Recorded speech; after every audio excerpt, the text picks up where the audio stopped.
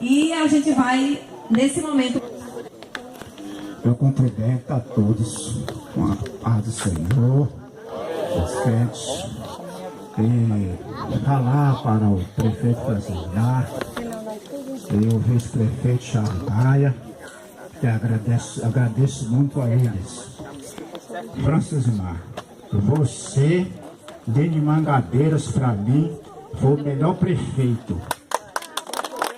Porque foi quem veio aqui na minha casa e viu a necessidade que eu tinha.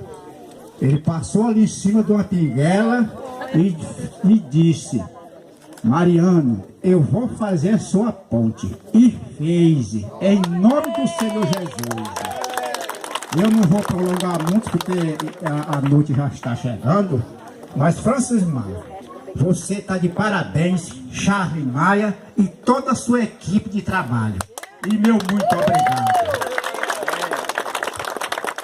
Muito bem, essas foram as palavras do seu Mariano.